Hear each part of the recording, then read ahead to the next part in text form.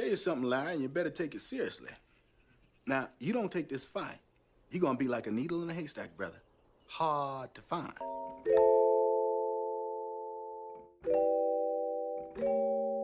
Hi, this is Genesis, and you're watching Dante's Boxing Nation.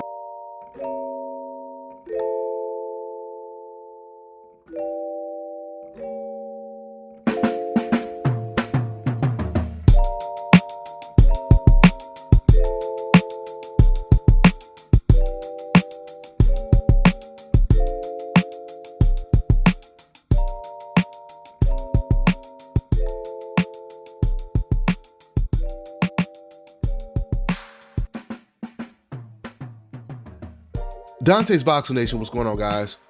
So after David Benavidez makes it very clear that he's not playing around, he really wants the Jermall Charlo fight.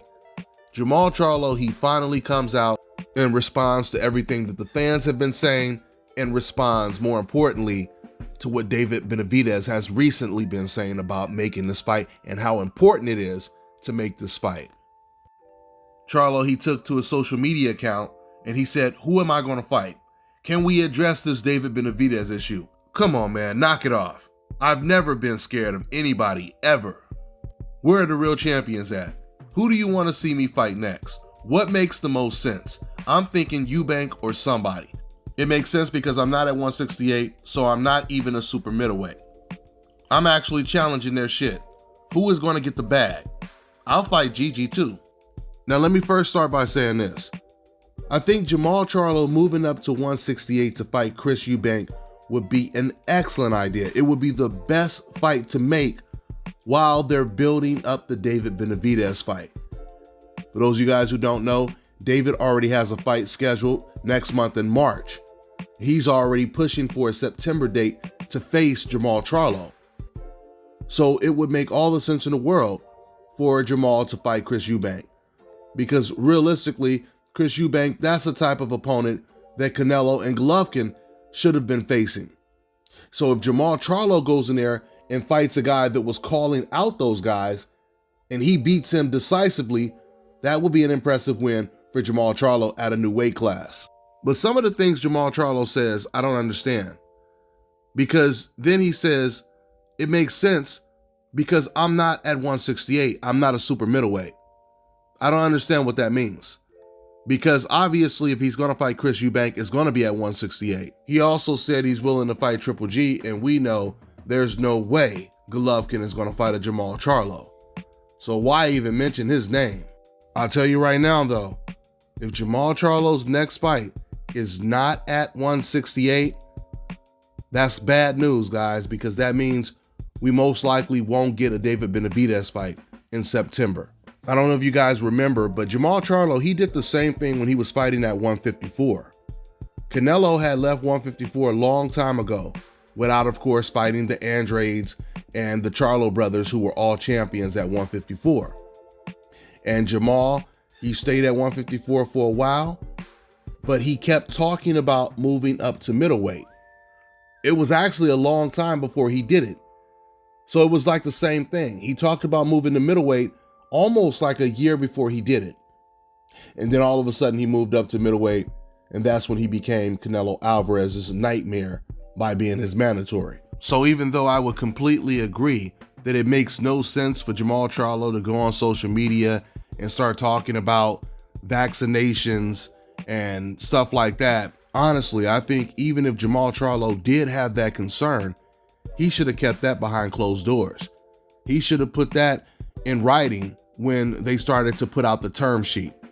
It was no reason for him to say that to the fans. But with that being said, I still don't believe that Jermall Charlo is avoiding or ducking David Benavidez as of now. Now, once again, if Jermall Charlo moves up to 168 in his next fight, fights in May, and doesn't end up fighting David Benavidez in September, then I will say he avoided David Benavidez. Unless Charlo, let's say, signs a contract, assuming that he beats his opponent in September, he fights David Benavidez next, which is something I said Ryan Garcia should have did with Tank Davis and Teofimo should have did with Devin Haney. It's okay if you're going to fight someone else other than the guy the fans want you to fight, but why don't you start negotiating a contract right now? Assuming you beat your next opponent, you face the guy that we all want you to face. So with that being said, I think that Jermall Charlo will be fighting David Benavidez for a couple different reasons. For one, styles make fights. Styles definitely make fights. And I feel that Jermall feels that David Benavidez is an easier style than a Demetrius Andrade, which is the reason why Jermall Charlo is talking about moving up to a higher weight class to fight David Benavidez instead of just fighting Demetrius Andrade in his own division. In fact, David Benavidez, he made an interesting admission. He said that the Anthony Dirrell fight was his most difficult fight. He said it was a very hard fight for him because Anthony was always trying to set him up for something, right? And that's what I sensed when I watched that fight. David was showing Anthony Dirrell a lot of respect in that fight. And the thing that's concerning is we already know Anthony Dirrell is nowhere near Jermall Charlo's level. The only advantage that David has over Jermall Charlo is his natural size and his height. But Jermall Charlo seems like a very big middleweight. So I don't think that that will be too much of a size advantage over Jermall. The main reason I think this fight is going to happen, because let's say, even if Jermall was having second thoughts when it comes to moving up to a higher weight class and facing David Benavidez, the pressure is going to get to him. I don't think Jermall Charlo understands the racial double standards that exist in the sport of boxing. Hopefully Jermall is not thinking, oh, they just going to treat me just like Canelo. They're going to treat me just like Teofimo, just like Ryan Garcia. No, you do not have hope insurance, Jermall.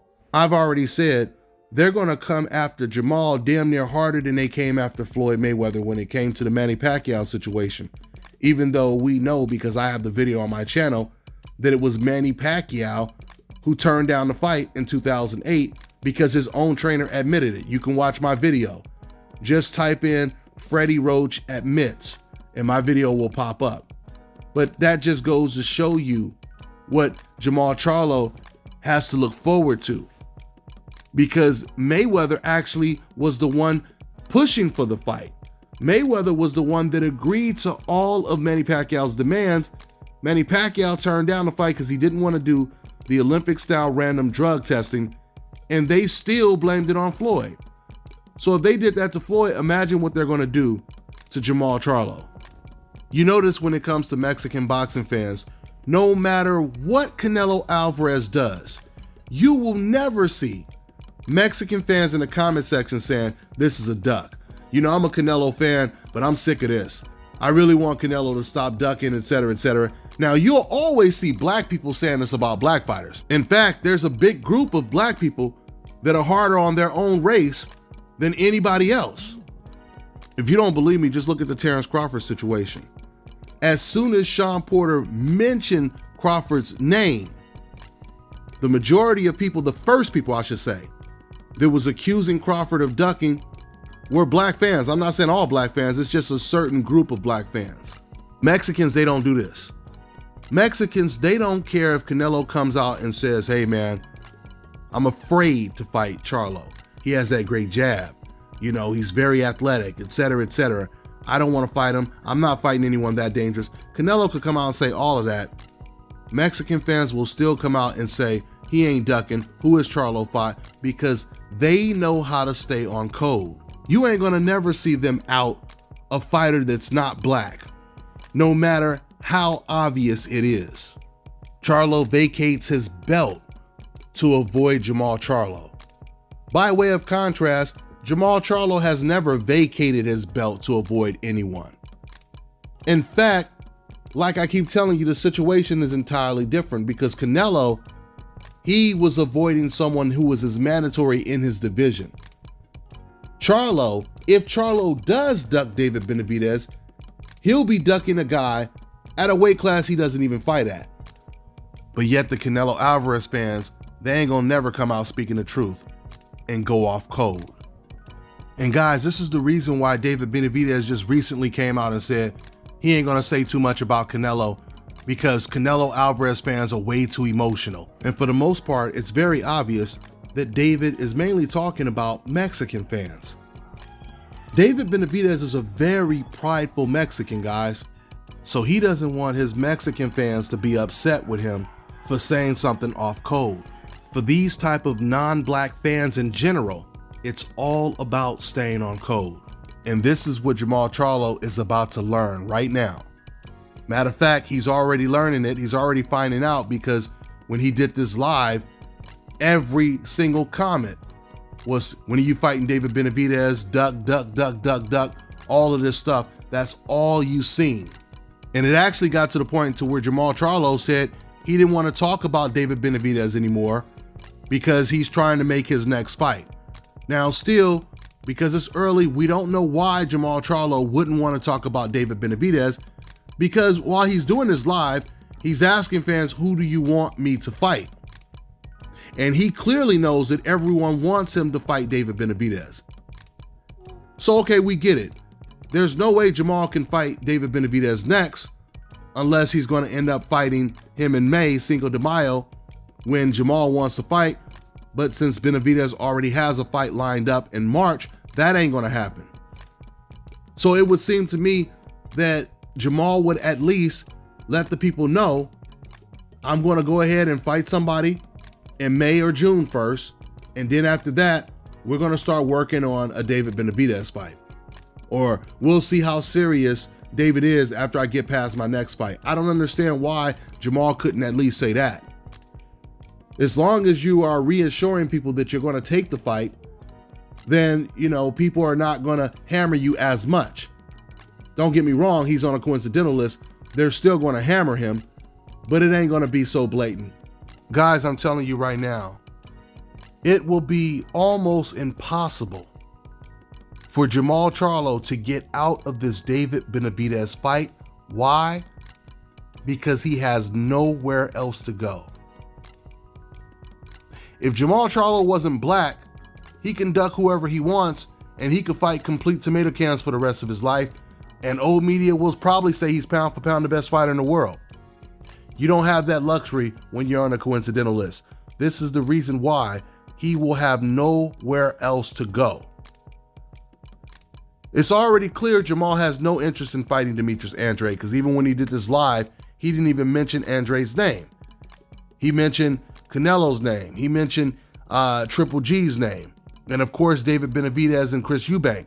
He never mentioned Andrade's name. So where is he going to go if he doesn't fight David Benavidez? I mean, he hasn't mentioned Caleb Plant, so clearly he's not interested in a Caleb Plant fight. The only fighter at 168 he had mentioned before was David Benavidez. You're not going to get a Canelo fight.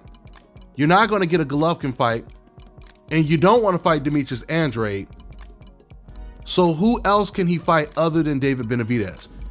David is the only fighter that will catapult Jermall Charlo into superstar status if Jermall Charlo can beat him. He's the only fighter. And honestly, Jermall Charlo, he should be counting his blessings, because David even wants to take the fight. If David were to avoid Jermall Charlo, Jermall really wouldn't have anywhere to go. So he has no choice. Jermall has no choice but to take the David Benavidez fight. The pressure is going to drive Jermall up the wall. But it's already starting to get there, because Jermall, if you watched the live, you could tell he was completely annoyed with people constantly either telling him to fight Benavidez or accusing him of ducking Benavidez. He's already seeing the pressure. He is already seeing the pressure. Like I said, I don't know if he thought he was going to get treated like a Teofimo, a Ryan Garcia, or a Canelo, but there's no doubt when he seen those comments, it had to wake him up and bring him back to reality. It had to remind him he's on a coincidental list. See, the difference between me and you race fans out there is I push for these fights, regardless if it's the black guy that looks like he doesn't want the fight or it's the non-black guy that looks like he doesn't want the fight. I'm pushing for these fights. You race fans, on the other hand, when it's Teofimo, when it's Ryan, when it's Canelo, you guys are not pushing for the fight. You guys are hoping the fight doesn't happen. You guys are trashing the guy that actually wants the fight while defending the guy who doesn't want the fight. The only time you're putting pressure on someone to take the fight is when he looks like Jermall Charlo. But I'm putting pressure on all of these fighters because it'll be a tragedy if we don't get the fights that really matter. If we don't get to see the best fight the best. See, if you guys don't get Canelo versus Charlo, Canelo versus Andrade, Tank Davis versus Ryan Garcia, Tank Davis versus Teofimo Lopez, you guys are happy because that means you feel your fighter is protected. If I don't get Charlo versus Benavidez, if I don't get all those other fights, this is extremely disappointing when you are a real boxing fan because making the fight is more important than who wins the fight when it comes to real boxing fans. So Jermall Charlo, you're gonna have to give us the fight that we want, but this is gonna benefit you way more than it's gonna benefit us because you taking this Benavidez fight is gonna open all doors to whoever else you wanna fight. Because a win over a monster like David Benavidez, if Charlo were able to beat him, that would put Canelo or Charlo in a situation to where people like Canelo and everyone else at 168, they're gonna almost need Charlo just as much as Charlo is gonna need them. Outside of Demetrius Andrade, there's no one else that Charlo can fight that will put him in that position. So at the end of the day, if Jermall Charlo doesn't take this fight, he gonna be like a needle in a haystack, hard to find. That's all I got for now, guys. I'm on to the next one. Fellas, I've got some great news for you. If you've lost your hair or have a receding hairline, the time has come when you can finally get your hairline back through a process called scalp micropigmentation. So here's how it works. It's a hair tattoo that replicates the look of your hair follicles when you have fully shaved it down. Make sure you go ahead and contact my man Scalp Carolinas on Instagram. All right, now check this out, guys. If you're looking to repair eczema scars, burns and bruises, dark spots and blemishes, then this right here is the perfect product for you guys. It's called Elo Diki Face and Body Oil. Athletes and top-ranking boxers, they're also using it after training to reduce swelling, inflammation, and to ease the pain. So get yours today. Go to elodiki.com, like them on Facebook, and follow them on Instagram.